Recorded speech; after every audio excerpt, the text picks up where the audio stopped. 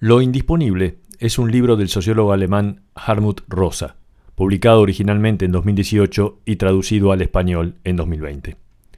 En Lo indisponible, Rosa plantea que el esfuerzo central de la modernidad ha sido aumentar el acceso ilimitado al mundo exterior y producir lo que llama una disponibilidad permanente. Sin embargo, esto provoca una alienación progresiva entre el sujeto y el mundo, entre el ser humano y la realidad. El impulso de la cultura moderna es la idea y el deseo de poner el mundo a disponibilidad, es decir, al alcance de cada uno de nosotros. Accesible. En contra de este mundo silenciado en el que no hay lugar al diálogo, Hartmut Rosa propone el concepto de resonancia, ese fenómeno que sucede cuando nos enfrentamos a lo extraño, a lo que está fuera de nuestro alcance, a lo que llama lo indisponible. Dice Rosa que la verdadera experiencia vital no surge a partir de las cosas accesibles, disponibles. Por el contrario, la vivacidad y la conmoción surgen del encuentro con lo indisponible.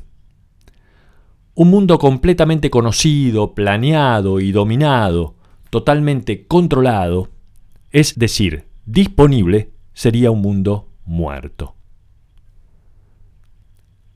La vida ocurre como un interjuego entre lo disponible y aquello que permanece indisponible.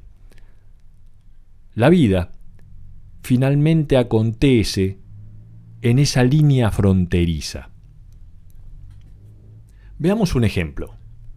Veamos un fenómeno como el fútbol. ¿Por qué concurre masivamente al estadio la gente? Porque no sabe cuál será el resultado. A pesar de que el aficionado se queja del poder del dinero que parece crear equipos imbatibles, el atractivo del juego consiste en que las victorias y las derrotas no pueden comprarse, ni conseguirse a la fuerza, no pueden ponerse a disponibilidad. El fútbol se caracteriza por ser constitutivamente indisponible, de allí su atractivo. El encuentro con lo indisponible y la búsqueda por ponerlo a disponibilidad atraviesan como un hilo conductor todos los ámbitos de la vida. Bastaría ver el tema de la salud.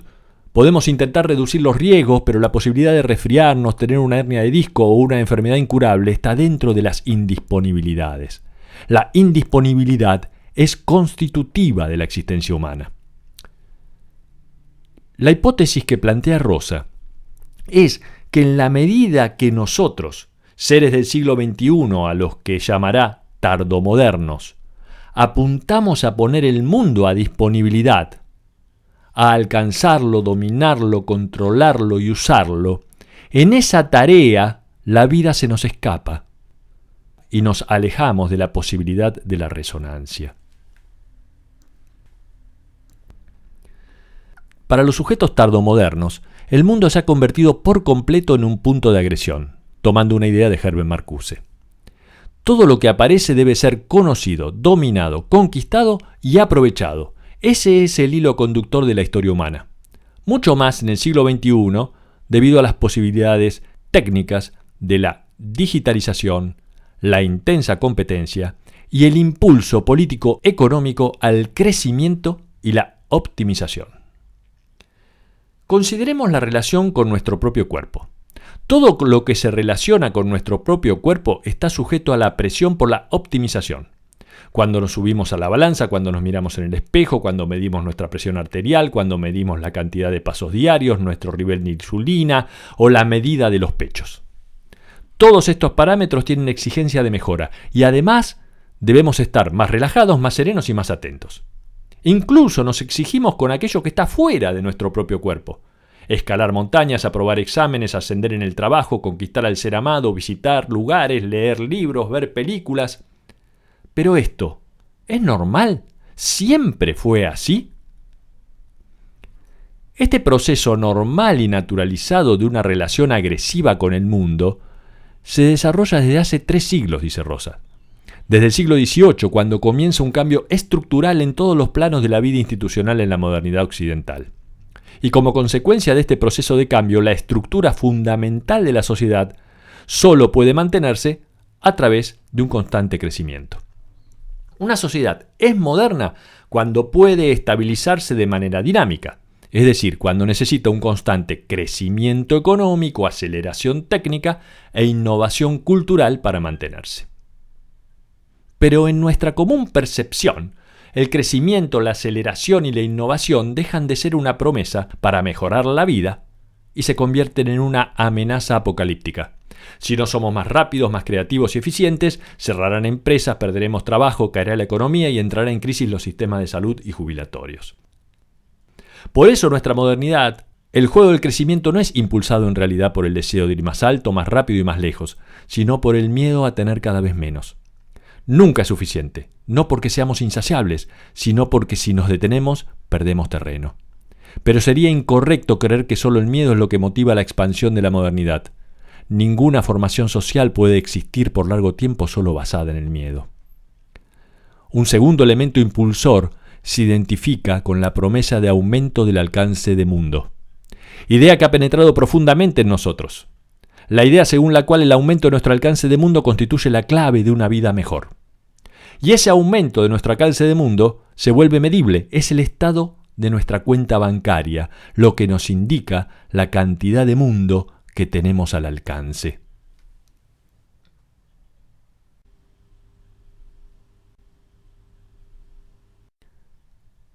Toda la historia de la técnica se explica también por la ampliación del ámbito de lo accesible. La radio extendiendo el alcance de lo audible, la televisión de lo visible, el teléfono lo mismo que la radio pero a nivel individual, y el smartphone completa este movimiento poniendo a un clic de distancia a amigos y conocidos, acercándonos todas las canciones, las películas, las imágenes y los datos. Otro ejemplo de volver alcanzable el mundo explica el atractivo de la gran ciudad. Las personas, sobre todo las más jóvenes, quieren vivir en la ciudad porque allí acceden a museos, teatros, shoppings, cines, estadios, parques y muchos más. Incluso resulta atractivo para quienes nunca visitarán un museo o un estadio, por el mero hecho de tenerlo al alcance y esta conciencia de accesibilidad de lo atractivo. No se trata siquiera de volver alcanzables cosas o segmentos del mundo, sino de ponerlos a disposición de manera rápida y eficiente, barata y segura, sin resistencia. Este proceso de puesta a disponibilidad del mundo moderno consta de 4 dimensiones diferentes. Poner a disponibilidad significa hacer visible o cognoscible lo que está ahí, por ejemplo, a través del telescopio o prendiendo la luz. Poner a disponibilidad significa poner físicamente al alcance, llegar a la luna, explorar el océano o descubrir estructuras microscópicas. Poner a disponibilidad significa el intento de volver dominable o poner bajo control un segmento del mundo, lo cual va de la mano del incremento de la dominación técnico o político-militar. Poner a disponibilidad es volver utilizable o poner al servicio de, que significa no solo poner el mundo bajo control, sino convertirlo también en instrumento para nuestros fines. La historia de la modernidad se afirma en estas 4 dimensiones. Hacer visible, poner al alcance, volver dominable y volver utilizable, a partir de la acción de ciencia, técnica, economía y política. De hecho, la lucha por el poder bien podría definirse como la lucha por el poder de poner a disposición, el poder de ampliar el propio alcance del mundo, a menudo a costa de otros. La alienación, que forma parte de este proceso de puesta a disponibilidad, es un estado de relación de una no relación entre el sujeto y el mundo, donde sujeto y mundo se contraponen de manera inconexa, indiferente y hostil. En ese modo de relación alienante se esconde el germen del vínculo de agresión con el mundo. Y este modo agresivo de relación con el mundo se vuelve aún más problemático cuando se convierte en el modo fundamental de expresión vital, ya que existe un hecho básico. Mundo y sujeto no son entidades independientes, sino que existen mediante una conexión recíproca. Yo reconozco mi afinidad con todos los seres. No soy otra cosa que un poder de hacerles eco, de comprenderlos, de responderles, dice Merleau-Ponty. Y esa responsividad o capacidad de resonancia, que es la verdadera esencia de la existencia humana, precede a la capacidad de poner el mundo a distancia y disponible. De este modo, Hartmut Rosa aborda el concepto de resonancia. El modo fundamental de la existencia humana no es disponer sobre las cosas, sino entrar en resonancia con ellas, hacerlas responder. Esta capacidad de resonancia es constitutiva de la psiquis y de la sociabilidad humana, pero también de su corporalidad, de la manera que establecemos contacto táctil, sentimental y pensante con el mundo. La resonancia es un modo de relación opuesto a la agresividad y a la alienación, y se define a partir de 4 rasgos o momentos. Primero, el momento de la conmoción, o la llamada afección. Entrar en resonancia con una persona, un paisaje o una idea significa ser internamente alcanzado o conmovido por ella. Se trata de una interpelación. Lo que nos interpela es para nosotros significativo.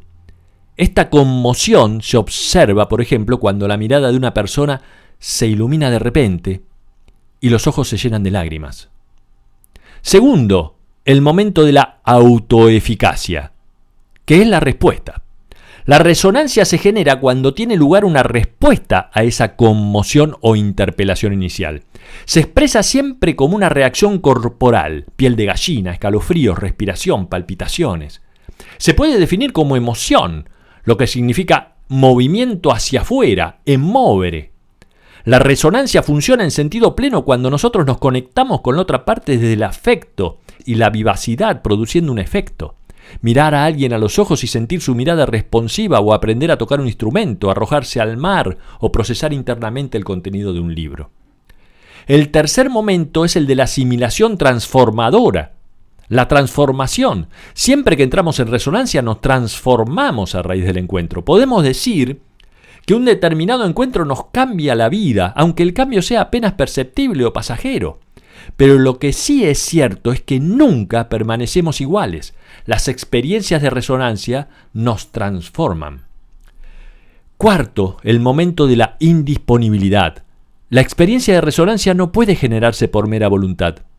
No existe un método para resonar con seres humanos o cosas.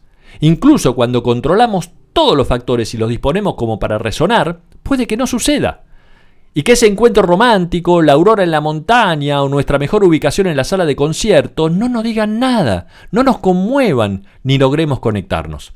Jamás puede predecirse si la resonancia ocurrirá, pero tampoco puede descartarse que la resonancia ocurra y que bajo ciertas circunstancias impensadas seamos transformados. Resumiendo, la resonancia es un proceso incontrolable, sin posibilidad de cálculo o de dominio. La resonancia está abierta al resultado y por ende se encuentra en tensión con la lógica del crecimiento y la optimización, y su consecuencia de percibir al mundo como puntos de agresión. Como la resonancia es esencialmente indisponible, no puede acumularse, ni almacenarse, ni incrementarse. Por eso, no sirve escuchar la canción preferida 10 veces por día para lograrlo, ni tampoco congelando un instante de resonancia en una foto digital para publicar en las redes, porque la fijación de la experiencia supone inmovilizar la dinámica de la resonancia. La cosa fotografiada o filmada deja de hablarnos cuando queremos fijarla. Tampoco se puede entrar en lucha para obtener una experiencia de resonancia. Pelear para obtenerla no es dejarse alcanzar, sino querer imponernos. Podemos comprar un crucero o un safari, pero no la experiencia de la resonancia con la naturaleza. Aun cuando la economía intenta traducir nuestra necesidad existencial de resonancia en consumos. Esto sucede porque la resonancia no se da en la indisponibilidad total, ya que entramos en resonancia con personas o cosas cuando están semidisponibles o cuando se mueven en la frontera entre la disponibilidad y la indisponibilidad. Es más probable resonar con un ser humano o con un paisaje si me encuentro cerca. Por eso la resonancia con lo completamente indisponible no es posible. Aunque en ocasiones una grabación, una imagen o un relato también pueden lograrlo. Puedo comprarme toda la colección musical de Beethoven, de Pink Floyd o de los Beatles, o a las obras completas de un autor. Y con ello tendré la posibilidad de predisponerme al momento resonante, pero no sé si llegará. Porque se trata de un momento indisponible en el sentido del kairos griego, el momento del acontecimiento. Pero es común la existencia de pequeñas experiencias cotidianas de resonancia que se generan de manera inesperada. Un encuentro con una persona, un libro que cae en nuestras manos, la indisponibilidad del atardecer que provoca la intensa experiencia de la resonancia. Se trata de la apertura a lo inesperado. Un poema me interpela en tanto es indisponible o parcialmente disponible para mí, pero si logro comprender totalmente ese poema, se vuelve disponible y ya no produce resonancia. Siempre debe esconderse algo allí para generar la resonancia. La resonancia exige una indisponibilidad que hable, que tenga algo para decirme. Cuando una persona tiene una experiencia de resonancia con una montaña, una nevada o un libro, experimenta una interpelación. Ese libro me dice algo. La línea que separa lo disponible de lo indisponible se desplaza todo el tiempo a favor de lo disponible, pero nunca desaparece por completo. Cuando un senderista ya conoce la ruta por completo y de manera segura, el atractivo de la caminata pasa a residir en aquellos momentos indisponibles, pequeños encuentros inesperados. Si bien no puede disponerse a voluntad de la capacidad de resonancia, no puedo decir hoy me dejo conmover, de todos modos debe existir un contexto para ser conmovidos, lo que Rosa llama alcanzabilidad responsiva. Sin ella la resonancia es imposible. Aunque establecer una disponibilidad total pretendiendo controlar en todos los aspectos del proceso de interacción con las cosas o las personas, lleva como consecuencia el enmudecimiento del eje de la resonancia. La tensión entre poner cosas y acontecimientos a disponibilidad, el intento de calcularlo todo y controlarlo todo, y dejar que la vida tan solo suceda, el anhelo de escucharla y responder a ella de manera creativa y espontánea, aparece en prácticamente todos los momentos de nuestra vida, desde el nacimiento a la muerte. El momento mismo del nacimiento es una batalla entre disponibilidad e indisponibilidad. Actualmente el embarazo se ha vuelto parte de lo calculable y dominable. Pero aún así los espacios de indisponibilidad del nacimiento siguen estando presentes, aunque cada vez más sitiados por la medicina. Tener hijos ya no es un destino que se nos impone como una tarea vital. Ha pasado de lo indisponible a lo disponible, siendo esto ni bueno ni malo en sí mismo. Para la mayoría de las mujeres dar a luz sigue siendo una experiencia existencial y por ende indisponible. Pero hoy se puede poner al alcance mucho de esa indisponibilidad determinando el momento o comienzo del parto y controlando todos los parámetros vitales de madre e hijo. Pero esto genera un curioso efecto, miedo al nacimiento y a sus indisponibilidades, como ocurre con los hogares en los cuales cuanto más dispositivos de seguridad tienen instalados, más inseguros se sienten sus habitantes. Cuando llega el momento de la crianza y la educación aparecen todo tipo de manuales para acompañar el proceso de desarrollo infantil. Aunque por efecto de lo ya mencionado, este conocimiento no disminuye los miedos de los progenitores, al contrario, los aumenta. Por eso los padres buscan una opinión médica ante cualquier malestar que consideren pueda afectar al hijo, sea un rasguño o un problema que habla. Esta dependencia de los expertos socava la expectativa y en consecuencia debilita el momento de autoeficacia de los padres, lo que constituye la respuesta emotiva ante la resonancia de lo indisponible. Porque no son ellos los que escuchan e intentan responder a las necesidades del niño entrando en resonancia con él, sino los médicos y los expertos los que intentan poner a disponibilidad los procesos del desarrollo infantil mediante una batería de datos seguros, mediando entre niños y niñas y sus padres y madres. El deseo de controlar los procesos de desarrollo del niño se transforma en una presión por la optimización de todas sus manifestaciones vitales: alimentación, movimiento, sueño, habla, capacidad artística y deportiva, inteligencia emocional y social. Actualmente, todas esas dimensiones están parametrizadas. La parametrización del desarrollo se traslada a la educación, intentando hacer medibles y manejables todos los procesos de escolarización. Se planea cuándo debe aprenderse cada cosa, se intenta medir con precisión si se alcanzan los objetivos o no, y se pretende definir qué ajustar para conseguir mejores resultados. Este es el sueño de la política educativa actual, pero cada docente sabe bien que el proceso de aprendizaje no funciona así. La educación es un proceso semidisponible que permite la resonancia entre el niño y un determinado segmento del mundo. La educación no se produce cuando se adquiere una determinada competencia, sino cuando un segmento del mundo socialmente relevante comienza a hablarnos. La educación es un proceso de constante transformación en el que el sujeto se desarrolla hasta convertirse en persona con voz propia. Las competencias pueden ser útiles para hacer hablar a las cosas, pero nunca son el fin último de la educación, aunque suelen ser el fin último de las políticas educativas.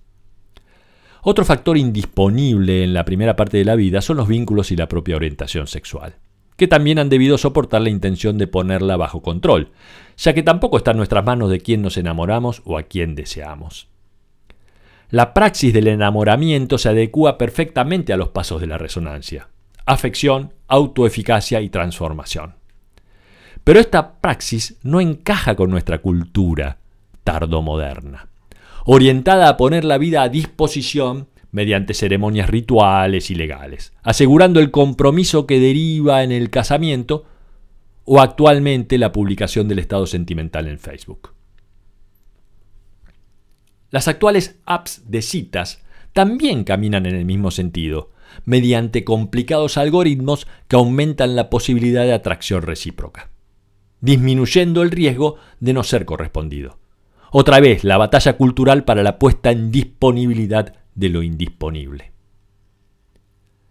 La digitalización ha modificado nuestra relación con el mundo, al poner en disponibilidad casi todo lo representado en la conciencia, de manera de sentir que el mundo está a 2 clics de distancia.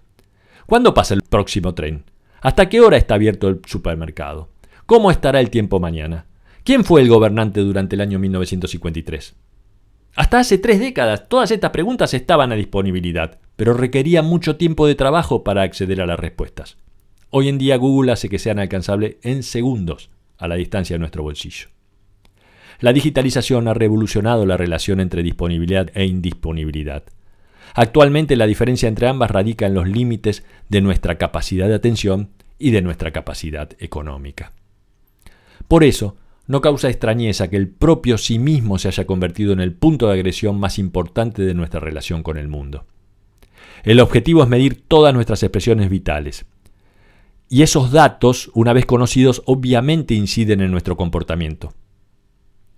Pasamos de una actitud de escucha y respuesta a nuestro cuerpo a una actitud de cálculo y dominio sobre él.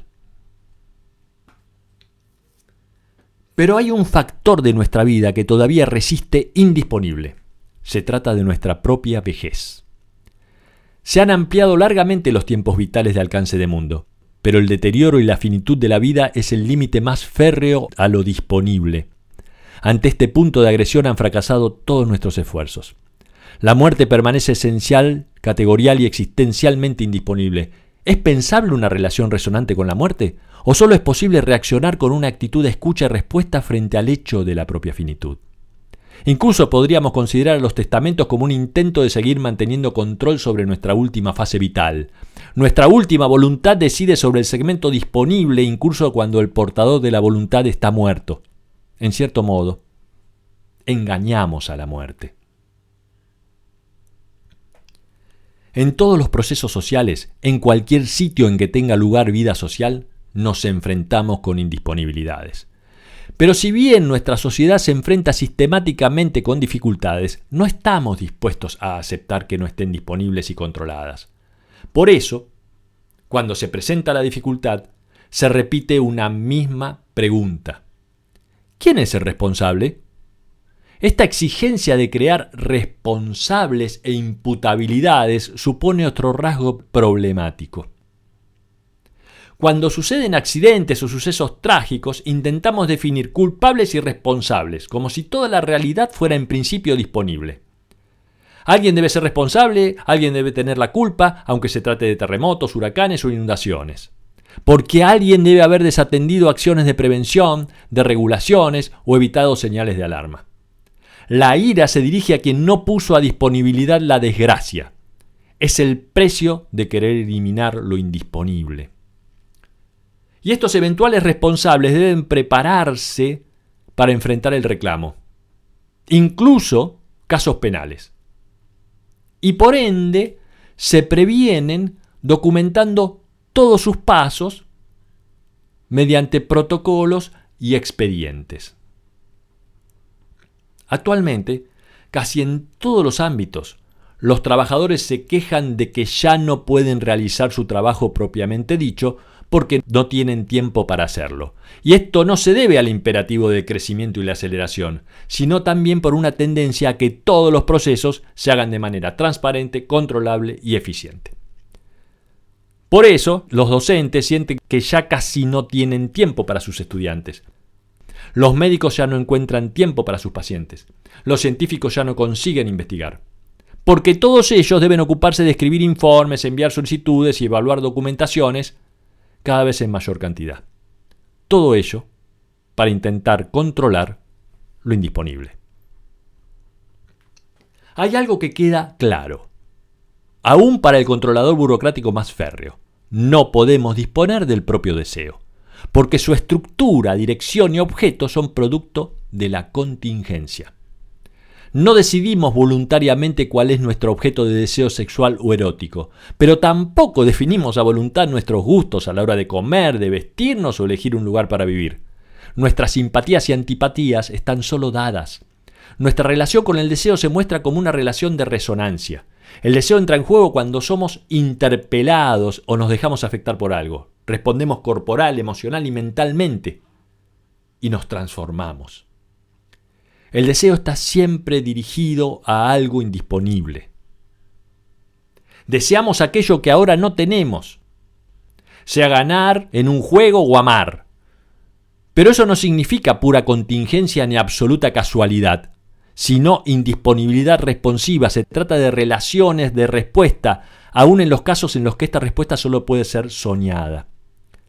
La estructura fundamental del deseo está en volver alcanzable algo aún inalcanzable. Sea una guitarra nueva, una tablet o un lago o una persona querida. Lo que busca el deseo es establecer una relación responsiva con lo deseado.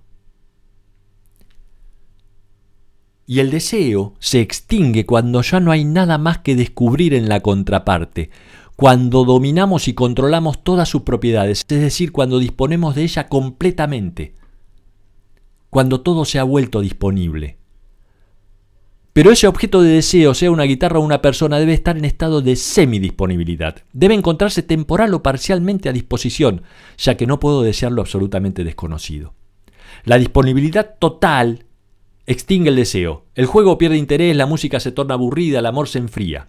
Por eso en el deseo la disponibilidad total no tiene sentido y la indisponibilidad total carece de atractivo. Que el mundo tardomoderno se ha vuelto disponible es una verdad a medias. Porque los procesos de puesta a disponibilidad expresan una paradoja. En cierto sentido, el mundo tardomoderno se vuelve más indisponible, opaco e inseguro. Y esto provoca el retorno de la indisponibilidad en muchos ámbitos de la vida, pero en una forma inquietante, en una suerte de monstruo creado por nosotros. Se trata de enfrentar indisponibilidades frustrantes y angustiantes. Este tipo de experiencias las tenemos cuando queremos bajar la ventanilla del automóvil cuando el funcionamiento electrónico del vehículo se bloquea, por ejemplo. Situaciones que hasta hace pocos años se solucionaban con un par de maniobras manuales o una reparación básica o hasta un solo golpe de martillo, hoy son desconocidas. Hay una nueva indisponibilidad originada en cosas que hemos tenido disponibles de manera segura durante mucho tiempo y que ahora caen fuera de nuestro alcance, como cerrar una cerradura que no puede ser abierta, luces que ya no podemos encender, computadoras que hacen cosas erráticas, televisores que se encienden solos. Pero la indisponibilidad práctica no es solo creada por la complejidad técnica, sino también por la velocidad de los procesos sociales, sobre todo en lo que hace a la planificación del futuro. Tomemos el ejemplo de una elección de carrera. Antes había un puñado de opciones para elegir. Y una vez en una empresa, una persona alentaba la posibilidad de permanecer en ella toda su vida laboral.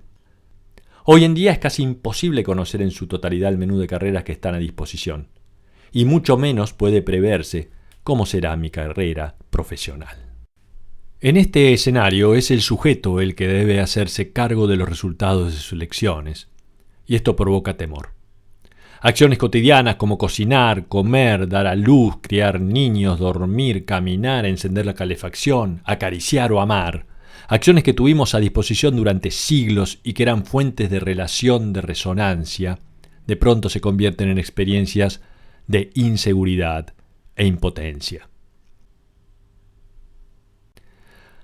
A diferencia de las personas, las cosas sí pueden ser puestas a total disponibilidad de manera segura. Por eso, los mecanismos de consumo aseguran una promesa de disponibilidad total, resignando la resonancia. Esto explica por qué el truco de magia del capitalismo tiene éxito. Que nosotros los consumidores nos sintamos decepcionados siempre de nuevo por los objetos adquiridos, pero no tanto como para que no volvamos a desear y consumir, entrando en una espiral incesante de decepción y esperanza. La modernidad puso el mundo a disponibilidad de manera incomparable e increíble, y como consecuencia de ello, según una serie de indicios, el ardiente deseo, la libido, el encendido anhelo se reducen en la sociedad contemporánea. Por eso, hay quienes ya hablan de una era post-emocional y post-sexual. Este estado de decepción se verifica incluso en la política, una corriente que la atraviesa. La vida no cumple lo que promete. La sociedad moderna no es lo que esperamos. ¿Y si el mundo dejara de aparecer como un punto de agresión y se mostrara como un punto de resonancia? Es decir, si en lugar de encontrarnos con el mundo en modo agresivo, dominante y controlador, lo hiciéramos en la forma de asimilación transformadora, de escucha y respuesta, dirigidas a una alcanzabilidad responsiva, el juego del crecimiento que nos domina perdería sentido y otro mundo sería posible.